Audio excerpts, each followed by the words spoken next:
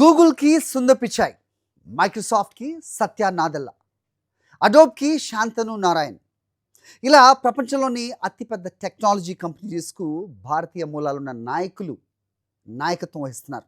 ఇప్పుడు ఆ లిస్టులో మరో పేరు చేరింది, కునాల్ షా. మెటా అంటే ఫేస్బుక్, ఇన్స్టాగ్రామ్, వాట్సాప్ల మదర్ కంపెనీ, మాతృ సంస్థ. భారతీయ ఫిన్టెక్ స్టార్టప్లో క్రెడ్లో దాదాపు $900 మిలియన్ ఇన్వెస్ట్ చేస్తోంది. కానీ ఈ డీల్లో అసలు పెద్ద విషయం ఇన్వెస్ట్మెంట్ కాదు, క్రెడ్ ఫౌండర్ కునాల్ షాను వాట్సాప్ గ్లోబల్ హెడ్గా నియమించడం. అంటే ప్రపంచంలోనే అత్యధిక మంది ఉపయోగించే ఒక మెసేజింగ్ ప్లాట్ఫామ్ అయిన వాట్సాప్కి ఇప్పుడు భారతీయుడు నాయకత్వం వహించబోతున్నారు. ఈ నిర్ణయాన్ని ప్రకటిస్తూ మెటా CEO మార్క్ జకర్బర్గ్ మాట్లాడుతూ, కునాల్ షా క్రెడ్ను భారతదేశంలో అత్యంత ముఖ్యమైన టెక్నాలజీ కంపెనీస్లో ఒకటిగా నిర్మించారు. ఆయనకు బిల్డర్ మెంటాలిటీ ఉంది, అలాగే గ్లోబల్ పర్స్పెక్టివ్ కూడా ఉంది. వాట్సాప్ను ఒక నెక్స్ట్ లెవెల్కి తీసుకెళ్లే సామర్థ్యం ఆయనకు ఉంది అని పేర్కొన్నారు. And have quoted that. ఇది కేవలం కునాల్ షాపై పెట్టిన నమ్మకం మాత్రమే కాదు, ఇండియన్ టెక్నాలజీ ఇకోసిస్టంపై మెటా ఉంచిన ఒక కాన్ఫిడెన్స్కి కూడా ఇది ఒక నిదర్శనం. వాట్సాప్ ఈరోజు చిన్న ప్లాట్ఫామ్ కాదు. 2025లో చూస్తే వాట్సాప్ మంత్లీ యూజర్స్ సంఖ్య 3 బిలియన్ మార్క్ను దాటింది. అందులో 800 మిలియన్స్కి పైగా వినియోగదారులు ఇండియాలో ఉన్నారు.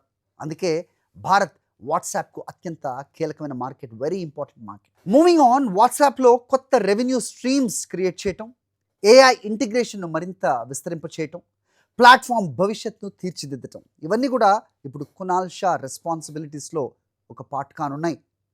అయితే కునాల్ షా కథను కేవలం క్రెడ్ ఫౌండర్ కథగా మాత్రమే చూడలేం.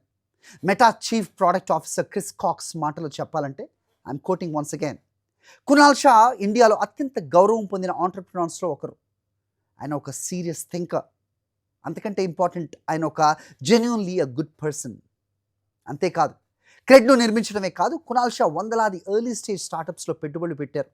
ఈ ఇన్వెస్టెడ్, ఎంతోమంది ఫౌండర్స్ను ఎంకరేజ్ చేశారు, మెంటోర్గా, ఇన్వెస్టర్గా, గైడ్గా నిలిచారు. దీంతో భారత స్టార్టప్ ఈకో సిస్టంలో అత్యంత యాక్టివ్ ఏంజల్ ఇన్వెస్టర్స్లో ఒకరిగా ఆయనకు ప్రత్యేక గుర్తింపు కూడా వచ్చింది. అసలు కునాల్ షా జర్నీ కూడా చాలా ఇంట్రెస్టింగ్గా ఉంటుంది. 2015లో ఫ్రీ ఛార్జ్ నుంచి ఎగ్జిట్ అయిన తర్వాత ఆయన లెర్నింగ్, ఇన్వెస్టింగ్, అబ్జర్వింగ్ మీద ఎక్కువ సమయం కేటాయించారు.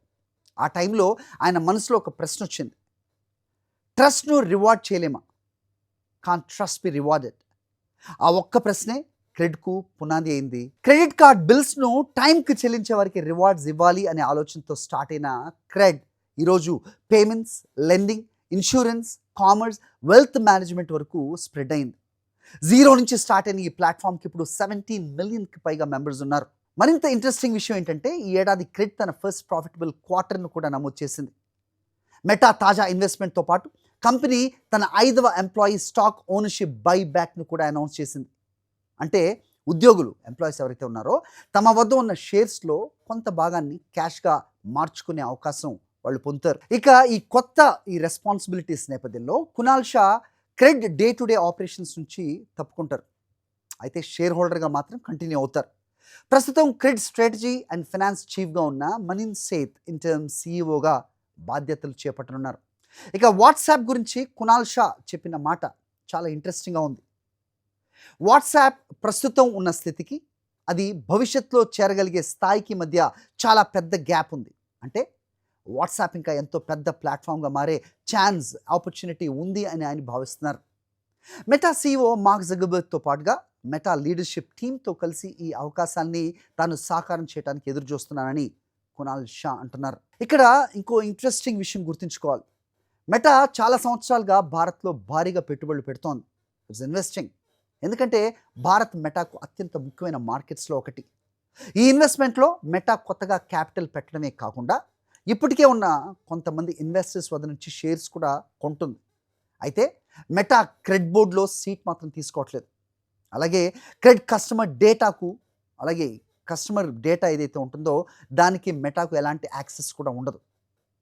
మొత్తానికి మెటా కేవలం క్రెడ్లో పెట్టుబడి పెట్టలేదు, క్రెడ్ను నిర్మించిన వ్యక్తిపై, ఒక వందలాది స్టార్టప్స్కు మద్దతుగా నిలిచిన ఇన్వెస్టర్పై, ఒక బిల్డర్పై, ఒక విజనరీ, ఒక ఆంటర్ప్రినర్పై భారీ నమ్మకం ఉంచింది.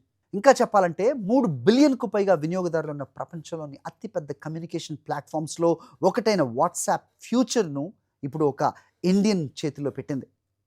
ఇది కేవలం కునాల్ షా విజయ గాథ మాత్రమే కాదు. ప్రపంచ టెక్నాలజీ రంగంలో ఇండియన్ ఎంటర్‌ప్రెన్యూర్స్ ప్రభావం ఎంత వేగంగా పెరుగుతుందో చెప్పే మరో చారిత్రక మైలురాయి. Thank you for watching.